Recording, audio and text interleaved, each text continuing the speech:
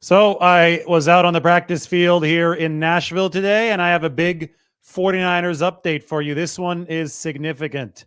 George Kittle missed the 49ers spring program as he was still rehabbing from the core muscle injury, is back and healthy. And I have the video evidence to prove it. George Kittle running a little corner route, healthy enough too after the core muscle surgery to chuck the football back to the quarterback. He threw a nice spiral, by the way. There was a Vanderbilt player in attendance. This is at Vanderbilt who asked George Kittle for a couple pointers, and he was happy to give him those pointers before he ran back to the huddle for another play. So George Kittle, in case you needed the video evidence, is indeed moving well for the 49ers. Regaining the strength after the core muscle surgery. Obviously, after that, you're going to be compromised as far as how much you can work out. But George Kittle is now fully back on the horse. Probably will need a few more weeks to really get into the groove. But good thing for the 49ers is that he has a few more weeks before training camp. In just a little bit, I'll show you the interview I did of all four 49ers tight ends who were at the event today, tight end U. Eric Saubert, Mason Pline, the rookie, Logan Thomas, the 33-year-old veteran, and George Kittle. There was a fifth 49er at the event today in Brandon Allen, the quarterback. He was throwing, and he was one of many quarterbacks on hand today. Also saw Dak Prescott of Dallas Cowboys, former 49er C.J. Beathard, who lives here in the Nashville area. And then you had older QBs, retired guys. You had Ryan Fitzpatrick, Harvard's own, not teammates, unfortunately, at Harvard. They didn't overlap with Kyle Juszczyk, and Matt Hasselbeck was also in the house at tight end U. But George Kittle is back and he's healthy. Tight end U was one hell of a time. We can go through a lot of the B-roll as we talk today. This is another 49er making a one-handed catch. That is Jordan Matthews. That's the Charmin Bear. It's Charmin Tight End U, the toilet paper company. They sponsored the event. You could put two and two together. Pretty funny sponsorship. It's been 3 years. They decide to keep on coming back. So do a lot of these tight ends. I would estimate there are about 60 of them at the event this year. There's a look at Travis Kelce and the beard. Ryan Fitzpatrick's beard has a presence. Travis Kelce, though, at the event, he's obviously a bigger and bigger star, and he's finding a way to show that the tight end position can have some serious longevity. Older than George Kittle, he's in his mid-30s at this point, Travis Kelce is, and he's still going strong for the Chiefs. There's C.J. Beathard.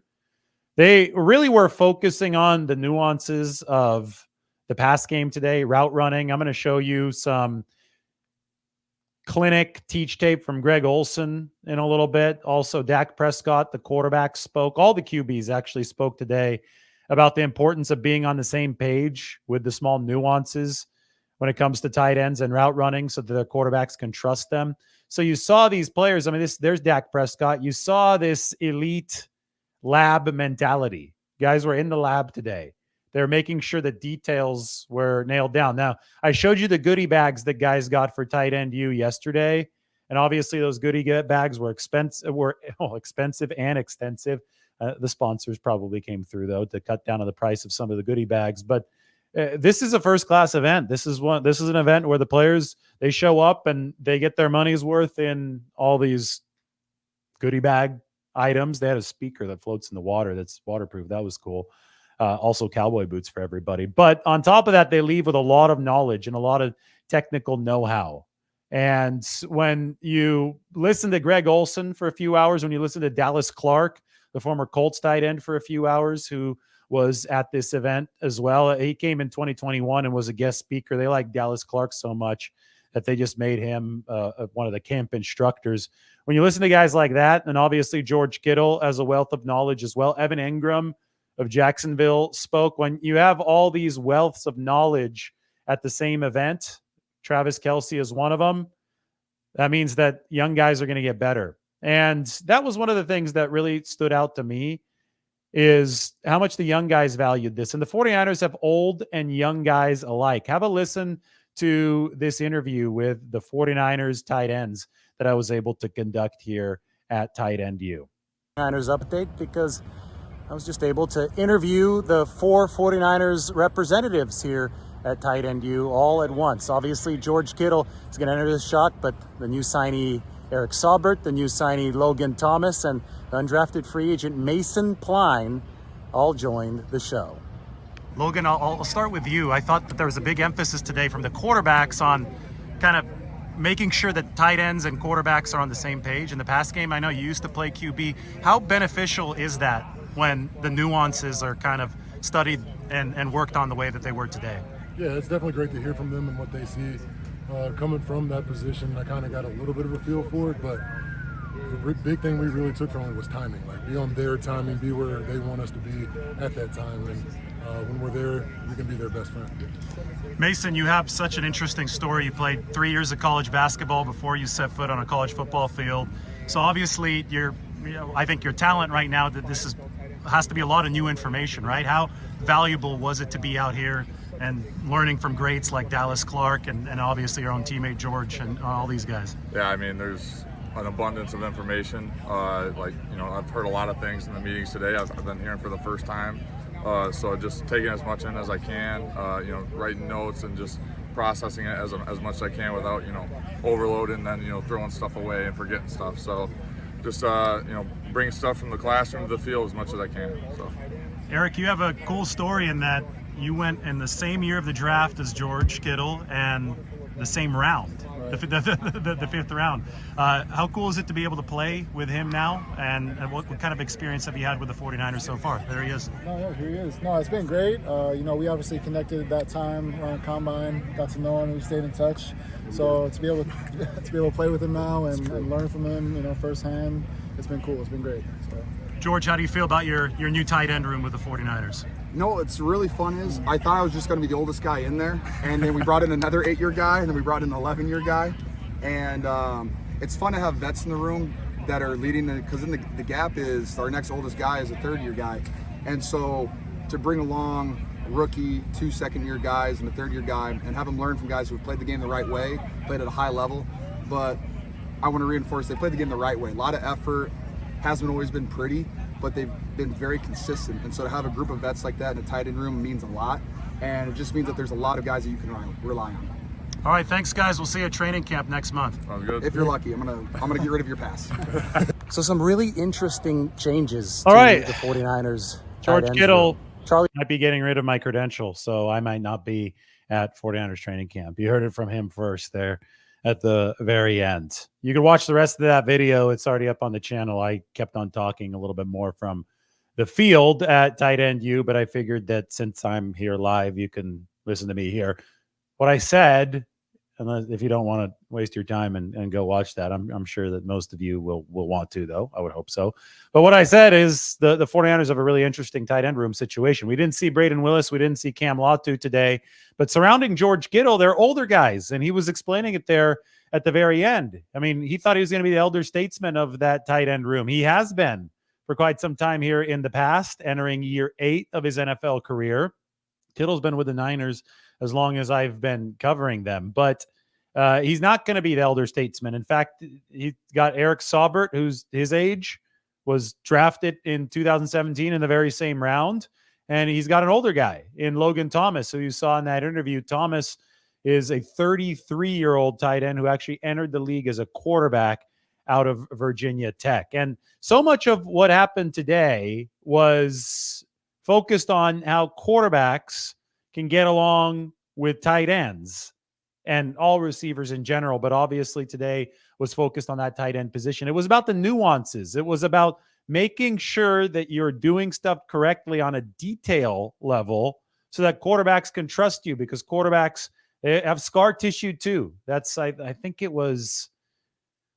might not have been Matt Hasselbeck. It was one of the QBs, either Ryan Fitzpatrick, one of the old timer QBs, was saying quarterbacks have scar tissue too. That means that they remember if a tight end runs a route improperly. They also remember if a tight end is so detailed and so intricate in his route that he finds himself in the right place for the quarterback to beat a particular coverage. And that's going to cause a quarterback to instinctively go back to that target. And this is how tight ends make names for themselves in the NFL. You have to develop rapport with your quarterback so you can get open even if the defense is designed perfectly to stop you. So much of this was discussed during some of these teaching moments. Have a quick listen in to Greg Olson here, and then maybe we'll fast forward to some of the quarterbacks teaching during tight end U. I had really good access today, so I'm out on the field.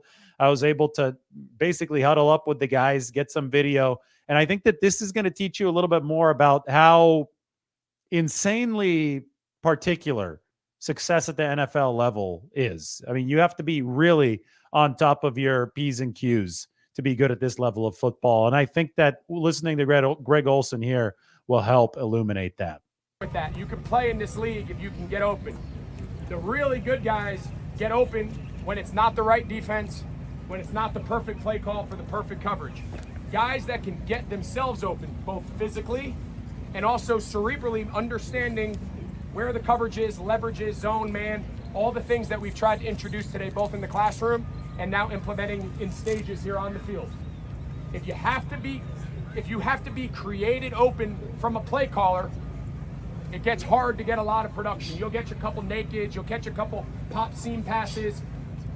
My thought was anybody in the league can catch those. You got to be the guy that can catch those because they all count. You'll take them all. But you also, when the play's not right, you got to be able to create. We're trying to teach guys now and implement the tools that you can create opportunities for yourself when the play isn't necessarily a layup. You guys understand? So just keep that in mind, man. Don't be the guy that's reliant on the play call. Get yourself open. Get your shot. Get your shot off on your own. All right? So we'll break back up. We don't need 6 groups. If you guys want to continue into these soft shoulders, is big. Which shoulder is soft on George? This one, the foot that's back. So if I want contact there. If I let George play me square and I run right at him, it's hard to run through that contact because it's firm, his foot's up. I got to get him with his ass to the sideline. So now when I run through contact, I can flip his hips and now I can go whatever my route was. Does that make sense? So let's work on threatening both inside and off the ball, outside. Now let's say you're inside. Same thing. I'm going to run an out-breaking route. If I just run like this and just rip it to the sideline, I never make him reset his hips. So run at him. Keep him where he is. Run at him. Stack him. Flip him. Boom. And now we can break of a defender facing the end zone. So let's work on that next part of our progression. Does that make sense? All right, keep staying in the same groups. Same group. It is not the quarterback's role to see the eyes through 20 different guys. We all have to make sure our body language, our indicators, the way we see the game varies because they got the ball in their hand. And if you want them to throw it to you, they have to be very comfortable with what you do, how you look, in and out of your breaks, and everything we're trying to work on to improve. But none of it matters if these guys who have the ball in their hands pulling the trigger, they don't see it that way. So Dak's going to start us off, talk a little bit about from his perspective, and any of the other quarterbacks that want to piggyback, they're more than welcome. So this is super important, so give your attention to Dak. Yeah, for sure. Appreciate you, man. First, just letting me be here. It's always fun to learn the game any way that you can. Obviously, just sitting in those meetings, learned a lot, helped me go and teach some of these young tight ends, Spoon and some of our other guys. But for me, I think Greg just hit it with the simple fact of it's understanding what I'm looking at and what I'm seeing. And true enough, Fred's done a good job at it. And the reason I say this is man-to-man, none of you guys should ever be covered. Man-to-man should never be covered. You should know where your quarterback's thinking, where he's thinking about putting that ball away from that defender because you're a mismatch. You're your advantage, right? You got the size, bigger than any third-level guy, and you're usually faster than the second level. I know those backers are getting faster, right? But that's where the indication and that's where just understanding where I want to throw the ball and where I want you to be is huge. Listening to Trav talk about yourself drove me crazy, honestly, right? Because in our offense, I don't want him to have that option to throw out. When you come out of that cell, if I wanted to get it to you, there where would it be? It'd just be on you now. But he knows that. He knows not to come out and ever slow down because that'll fuck up my timing. You come out and I see the defense, that ball will be drilled on you in that hole to get your head around, but don't necessarily slow down your speed, right? So in that same sense, right, knowing where you are, knowing if you're number 1, if you're number 2, if you're number 3. Talking about playing in the rhythm and the melody. If you're number 1, right, you've got to be there at the time of the number 1. We're throwing the spots more times than not on our first read. When you get to the second and third, that's huge for your breaking points, your stair steps. That helps us, right, indicate he's breaking there to anticipate it. You're not the fastest guys, right? We just said that. You're running against a safety or a corner. how do I know to throw that ball? Unless you give me an indicator, that guy's going to beat you to the spot. So that's where that staircase, right, in the deep over. All those things matter to me, right? I'm watching the defense, I'm watching the back. I'm not asking you to be my eyes, however, in some offenses that are. But you've got to learn that, right? You've got to grow to that, and you've got to get that freedom. First and foremost, it's learning your quarterback. I know as a tight end, y'all got an offense, every part of it. I would say I challenge you to the run game, right? Pass protection, all that. The next step is truly knowing what your quarterback's thinking when he's throwing you the ball, because you guys are quarterback's best friend. We've got to throw the ball across the middle to right to take advantage of our matchups outside. If we're not on the same page as you, you don't have a shot. If you have a good tight end, you've got a chance to have a great team. Appreciate you, man. Yeah, come on.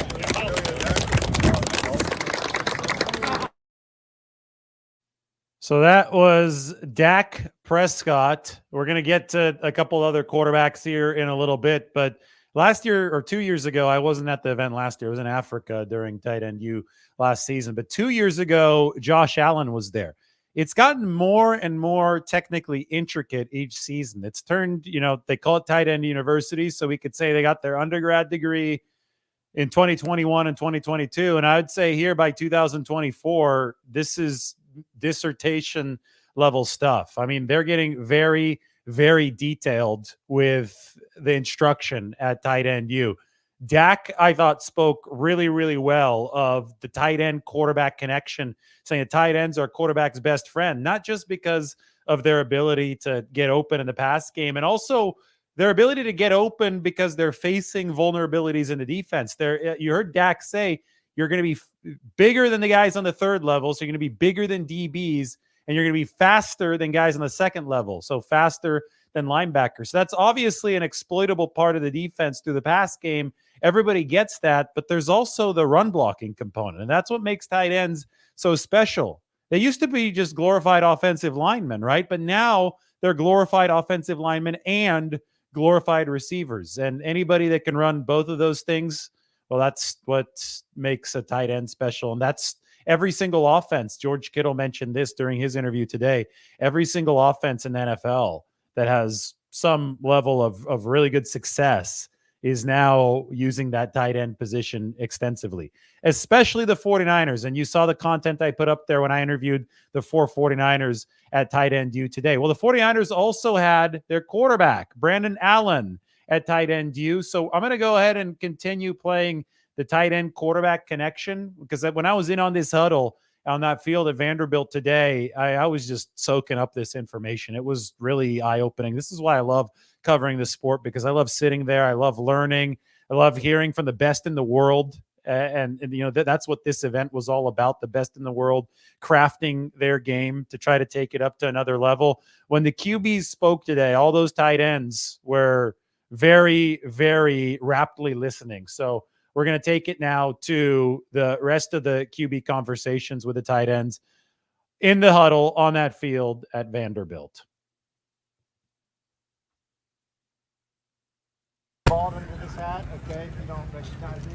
Just real quick, I said it to my... This is Matt Hasselbeck, by the way. Like, learn the nuances. A basic isn't a basic. They're not all the same, right? So, like, a lot of tight ends that I played with, they would say, like, oh, I got a basic on that. Yeah, what else? So I guess my one thing would be, like, understand what the quarterback's job is. 24 double comeback is different than 24 double go. I'm taking 7-step drops on a comeback. I need you probably to get 12, so you're open by the time I get to you, okay? If I go 24 double go, and I go from gun, 3 and a hitch, now you can be a 10, right? Or if we go Z drive or flanker drive or whatever, 7-step for me. So you got a basic on all those things, but we want you to be open when our eyes are coming to you, not before that, right? So I think that'd be my one thing. Understand what the quarterback's footwork is. A basic, you might just say it's a basic. Not all basics are the same, and I could say that for just about any route, okay? But a basic is probably the number one route for the tight end, right? In a corner, the same way. Just real quick, if you're the alert before number one on like double follow or indie or dusty or whatever people call it, you're the alert before number one. That's got to happen quick. Your release is critical if you want that ball. If it doesn't happen quick, we're moving on. Okay? Hey guys, Ryan Fitzpatrick. Oh, wow. Play for the Rams, Bengals, Bills, Texas, Jets, Tampa, Miami, and Washington.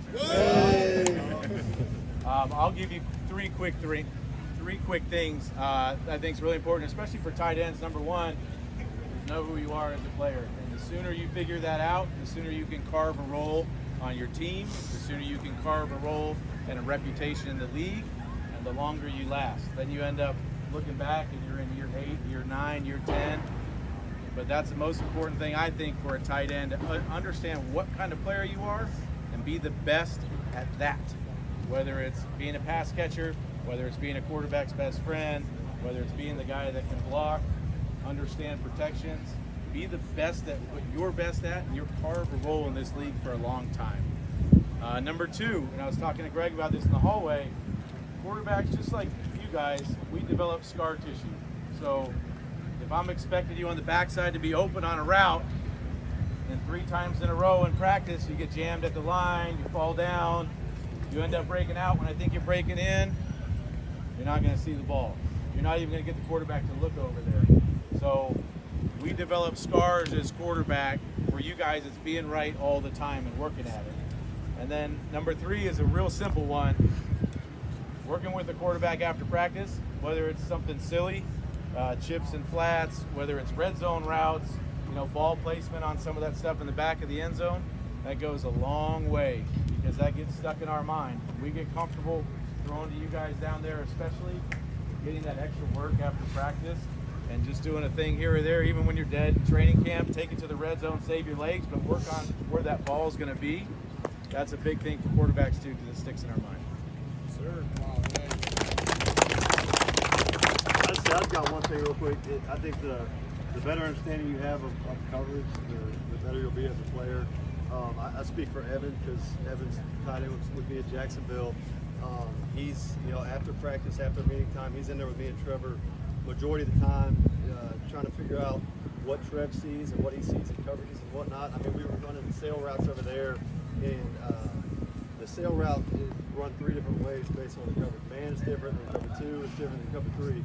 And the quicker you can understand that, the better you'll be as a player and the more trust you'll have as a quarterback. So instead of just running a sail route like it looks on paper, you understand, like, okay, on the snap, this is a cover 3 look. It's going to be maybe a little bit higher, in between the hook and the flat player. Or it's cover 2, it might be put on me more in that void. Or man, it's different than all those. You're truly running the wind, and it could be flat more. And I think the better you get at understanding coverages, and that's just on any route. It could be a basic, could be anything. The better trust you'll have, with your quarterback, and the better this player will be in general, and the more targets you'll get for sure. Brandon Allen, kind of just piggyback off what all these guys said. Obviously, all great things, all right. My biggest thing with tight ends, you guys are the safety blanket for us quarterbacks, really. Like you said, you're bigger than those second level guys. You're faster, and we see you make a big body catch, a contested catch, like that builds so much trust with the quarterback that the next play, maybe you're a little bit more covered, but we still trust you to go up and get the ball. And so anytime you can build that trust, whether you said after practice, in practice, that trust goes a long way with quarterbacks. So, awesome. All right. Hey, so we got about 30 minutes. Really cool stuff. Really cool stuff. To be able to sit there and just be a fly on the wall today in that huddle. I mean, the intricacies of route running, the trust that has to develop. There's so many people that just troll about football on the internet. And you can tell these people have never played sports at a high level because they don't appreciate what all goes into it.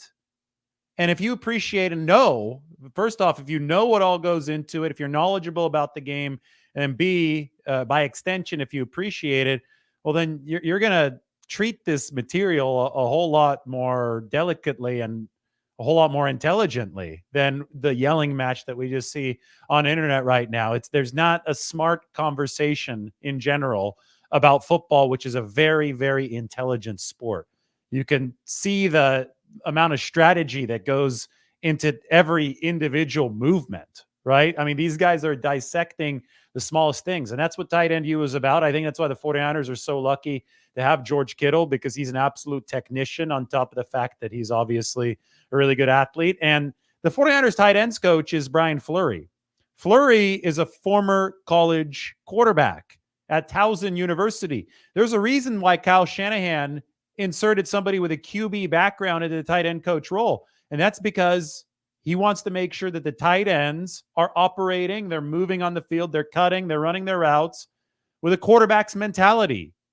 Because if a tight end runs and moves with a quarterback's mentality and thinks with a QB's mentality as well, that's going to allow the connection in the pass game to be that much stronger. And guess what? Brock Purdy is the centerpiece of this 49ers team. You want the tight ends to be on the same page as him. So the 49ers have adopted this tight end quarterback connection. Tight end U today was really big on it. Obviously, the update news-wise coming out of it is George Kittle is back and he's healthy. Those of you who just joined, you might have missed some of the George Kittle route running that I was trying to show you a little bit earlier. Well, I'm happy to show it to you right now. This is George Kittle moving around well on the field, even throwing the ball after the adductor surgery. I mean, George Kittle is an impressive player. Over 1,000 receiving yards last year, despite the fact that he was playing through some injuries over the course of the season. So, I mean, and we have to give him his flowers too for turning tight end U into what it is today. I mean, it's a mega event. They've got big time sponsorships. They were saying that they had to beg guys to come the first year in 2021, but now you're essentially turning some people away at tight end U. But they have fun out here in Nashville. It's a great city to host. It's hot at this time of the year, so I think the training camp in Santa Clara is going to feel cooler by comparison.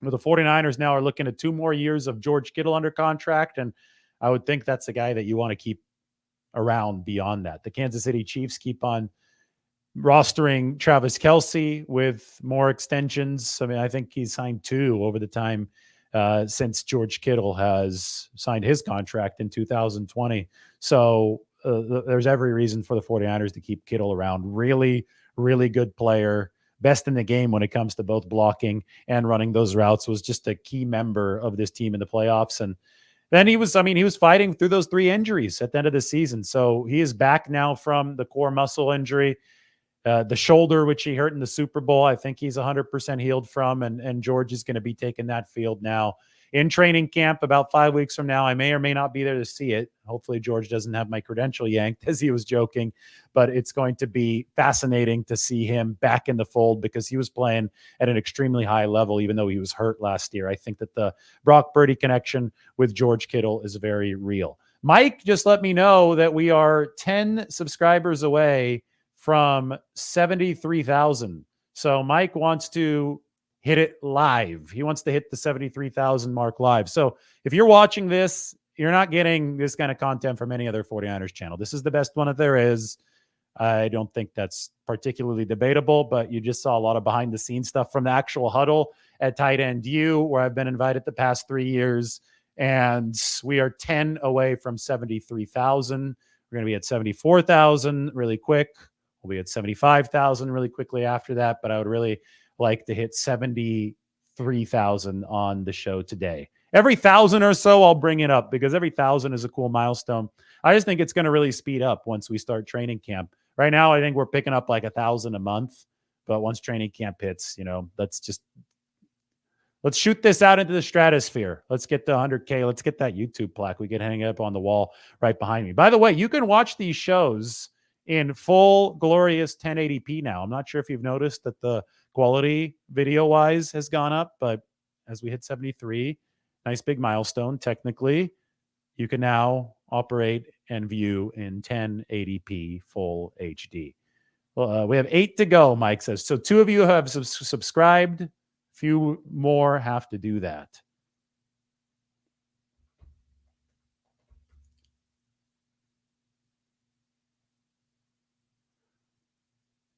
Oh, man.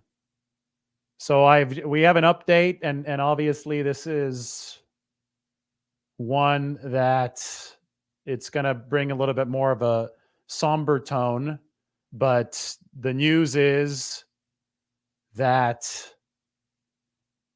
the greatest baseball player of all time, the San Francisco Giant, Willie Mays, has passed away. It just came across, and I do see it on Yahoo Sports, the San Francisco Giants have announced it. Willie Mays, the iconic Hall of Fame center fielder who's known as the greatest all-around baseball player of all time, died on Tuesday. The San Francisco Giants announced he was 93 years old. I obviously didn't have a chance to see Willie Mays play live, but he was the best to ever do it. I don't think that there was any question. And this goes from the times when the New York Giants, and he'd play stickball in the streets with the kids out there in New York, to Candlestick Park and military service for Willie Mays as well. He would have hit more than 660 home runs if he had not been away in the middle of his prime in the military. So I think that a Giant would have held the all-time home run record regardless. He would have. I think Willie Mays would have had more than Hank Aaron's total. What was it, 714 home runs? So Barry Bonds, Willie Mays' godson, he ended up breaking that record, but it's Willie Mays who was just so good all around. I mean, we all remember seeing the highlights of the catch against the Indians in the World Series. That was back with the New York Giants when he's running the straightaway center field. I mean, just imagine how good of an NFL player Willie Mays would have been with that athleticism. Instead, he played baseball, and he was the best to ever do it. So R.I.P. Willie Mays. San Francisco and New York legend, the Say Hey Kid, has passed away at 93 years old.